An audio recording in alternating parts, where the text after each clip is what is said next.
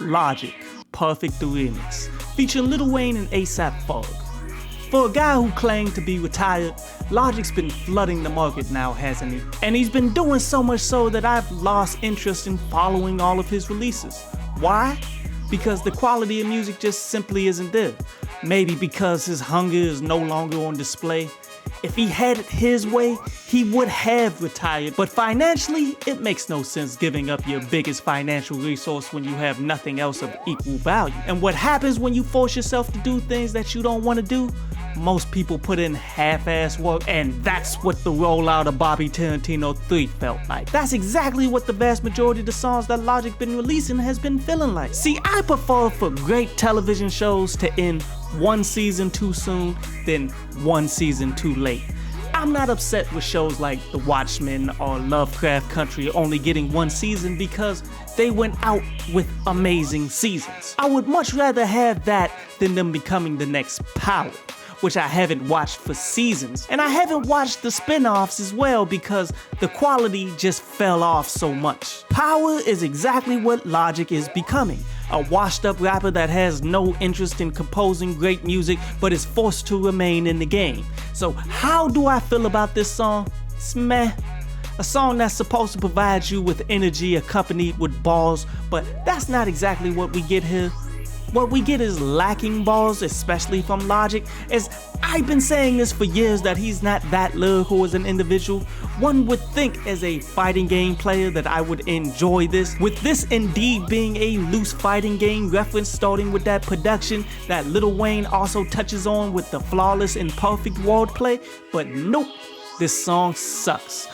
Even Logic's strength, which is his delivery, couldn't keep my interest thanks to that production.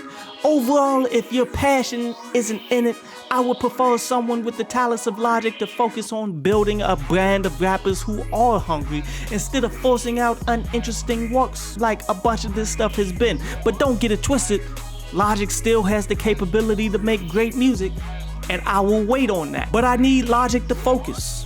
NBA Youngboy, Sincerely Kentrell. An album from someone that's about to become state property. Sucks because in terms of the current commercial industry, NBA Youngboy puts in more effort than the majority of people who are out here doing the same exact sound. For those of you who don't know, the feds came and picked up NBA Youngboy, and they only do that when they have you. When they named the task force Never Free Again, you already know who they were targeting the entire way. Never been a huge fan, but I know people who are, and they feel as though that this is a pretty big blow to music as they see it. Me personally, I prefer singers with the ability to sing rather than one who vibes out or needs effects to pull it off. NBA Youngboy's creativity to use everything at his disposal to craft vibes which made him a successful artist shouldn't be discredited. It reminds me when I was producing music with a cheap program called EJ. I had to make it happen with nothing. But eventually, I leveled up everything so I could compete with the best. So with as much respect as I have for the way that he composed his works, I always knew that there were better out there. And as I listened to this album, I would say the vibe is there, just not my interest. Knowing the background of this album, you of course had to expect a more depressing theme to it, and the caliber of production that NBA Youngboy is known for rapping on seems to be a solid foundation for a good album. Songs like Bad Morning, Breaker, Make Me, Forgiato, and Nevada, they were cool tracks. But I must question, would I be adding these songs to my playlist because of the quality or because of his situation? And after listening to them multiple times, I believe it was the latter. See, many of these songs are like trap ballads as he's expressing the pain that he is clearly in. But this isn't a Tupac Me Against the World quality where Pac was going through his own legal issues for that album as well. No, I'm not comparing him to Tupac. I am comparing the situation. See, the situation is typically when you get the best out of a musician because they must go like there is no tomorrow. And I will say that there's some good stuff on this album, but just nothing so dope that I have to keep it. And that's really how I judge things in this music industry, dude. But still, go ahead and peep that joint, man. It is a cool album. Joyner Lucus, Your Heart featuring J. Cole. Joyner Lucus, who's been making waves for calling out the industry insiders for the thieving ways, seems to be taking full advantage of the press. It's no coincidence that he releases a song with J. Cole on it. at the same time that his tweets have just gone viral discrediting people. As independent acts, you should be taking note.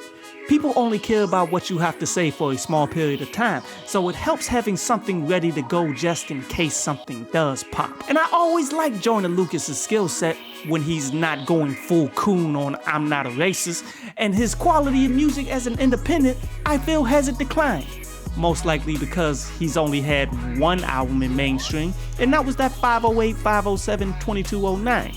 No ADHD wasn't a mainstream album, which was weird, because all the promotional singles were. But the Evolution album had some joints on there that made my playlist, and this song, Your Heart, was solid. One that I would recommend peeping, but I'm not sold on it making a playlist yet. A song about breaking the heart of someone that once loved you and how that fundamentally changed that person. Like Jay-Z once said, when a girl goes bad, then she's gone forever. And this song is explaining how that happens. But let's keep it 100. That whole concept of women saving sex and being virtuous is a relic of the past. All these women out here keeping their options open and trying to get a man who's a provider. But with that being said, I don't believe that gives you the right to ruin someone's innocence because you don't have any. The selfishness wrapped about here helped create the OnlyFans hoe culture. And that isn't a good look for society as a whole. But I definitely enjoyed the production, the deliveries, the subject matter. There was some potential growth for lyricism here that really didn't happen, and you somewhat got to put that at J. Cole's feet, which I do feel as though does bring down the value a little bit. Yet overall, a solid piece of music, dropping at the right time so Joyner can continue his independent grind. I respect it.